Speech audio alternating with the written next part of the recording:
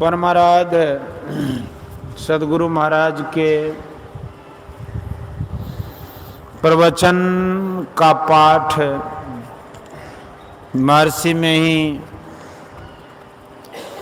सत्संग सुधा सागर से प्रवचन संख्या 290।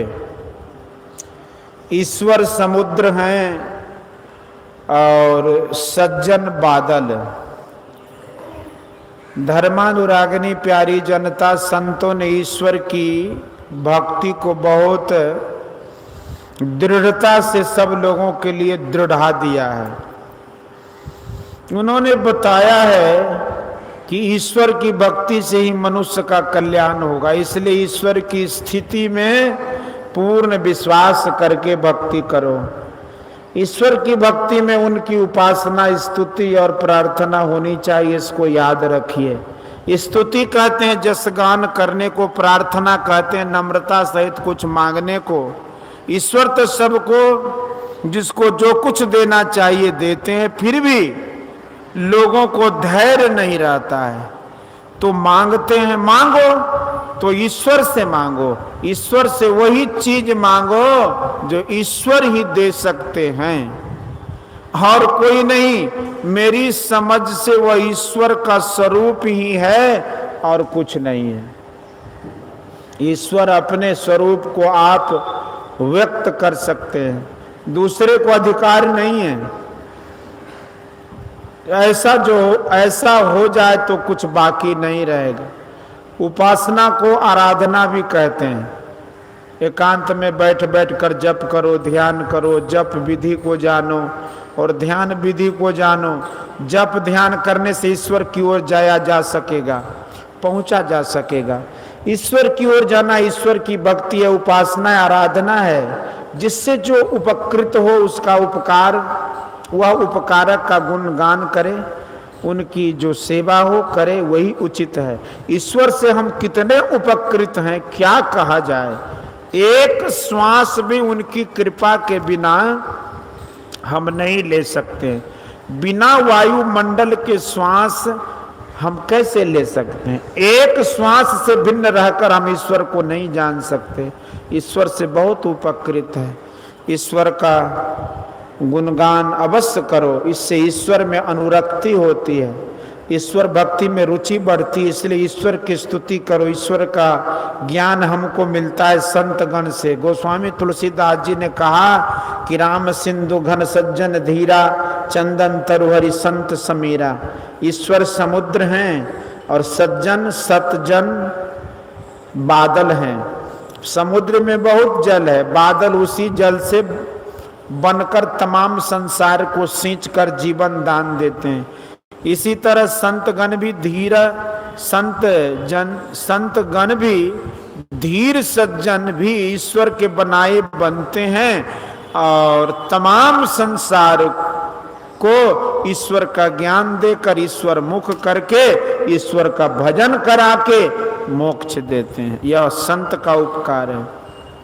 जिनको ईश्वर की प्राप्ति होती है उनका मोक्ष होता है, उनका सारा क्लेश दूर हो जाता है, कोई कष्ट नहीं रहता। इसलिए संत स्तुति भी कीजिए।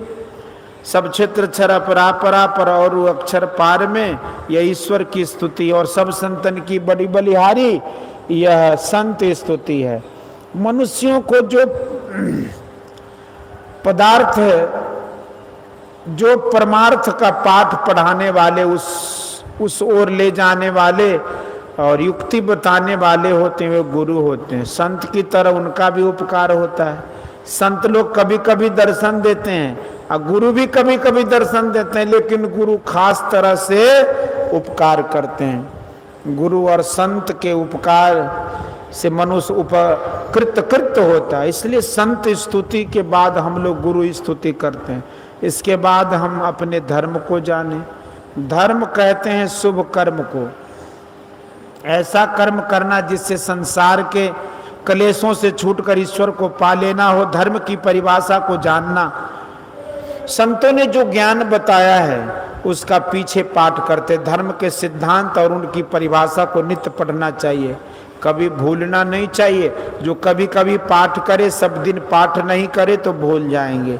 जो अपने सिद्धांत को याद नहीं रखेंगे वे अपने धर्म में दृढ़ रहेंगे। कैसे संभव है?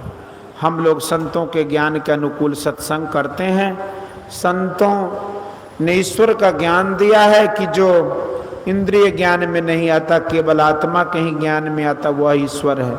इंद्रियों में चेतन आत्मा की धारा है, तब इंद्रियों में ज्ञान है। इंद्रियों के संग में रहकर आत्मा को जो ज्ञान होता है और इंद्रियों के संग को छोड़कर तब जो चेतन आत्मा को ज्ञान होता है, दोनों में बड़ी भिन्नता है। इंद्रिय ज्ञान में संसार के पदार्थों को पकड़ते हैं और केवल चेतन आत्मा के ज्ञान से ईश्वर की पकड़ होती है। ईश्वर का प्रत्यक्ष ज्ञान केवल चेतन आत्मा से ही होता है। जो देश काल में है और अदलता बदलता है वह माया है। संसार की जितनी वस्तुएं हैं सभी देश काल से घिरी हुई हैं और इन्हीं वस्तुओं को हम जानते हैं। इंद्रियों का संग छोड़कर तब कैसा ज्ञान होता है?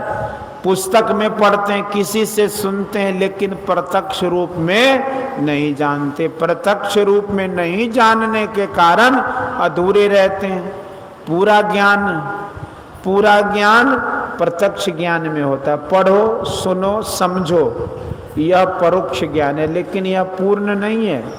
इससे भी लाभ होता है। सदग्रंथों के पाठ से, सत्संग से ईश्वर संबंधी परोक्ष ज्ञान पाते हैं। सो यह पाते हैं कि कैसा होने से ईश्वर का ज्ञान होता है। साधन करके अपने आप में रहकर तब निजी ज्ञान में कैसा होता है, वह अपने तय को मालूम होता है। उसको मालूम होता है कि ईश्वर कैसा है, इसलिए पहले ईश्वर स्वरूप का परोक्ष ज्ञान जानकर साधन करना चाहिए। साधन करते करते अपरोक्ष ज्ञान होगा और पूर्णता होगी। यह ख्याल नहीं करना चाहिए कि हम अधूरे गए। साधन विधि को ठीक ठीक समझो, साधन करते चलो, अंत में ईश्वर की प्रत्यक्षता होगी। जिन लोगों को हुआ है ऐसा ही हुआ है। उकताना नहीं चाहिए। जो भक्ति मार्ग पर चलता है वह कभी न कभी रास्ते का अंत अवश्य पाता है। उसको कभी न कभी पूर्णता अवश्य होगी। यह बात याद रखिए। उपासना करो, स्तुति करो, प्रार्थना करो, यह ईश्वर की भक्ति है। किसी न किसी तरह ईश्वर की और अपनी वृत्ति जोड़ो, यह ईश्वर का भजन ही है जिससे कल्याण होगा। बोलिए श्री सतगुरु महाराज की जय। यह प्रवचन उत्तर प्रदेश राज्यांतर्गत 60वां अखिल भारतीय संतमत सत्संग में भारत के महान तीर्थ हरिद्वार में दिनांक 8/6/1968 ईस्वी को प्रातःकालीन सत्संग में हुआ था।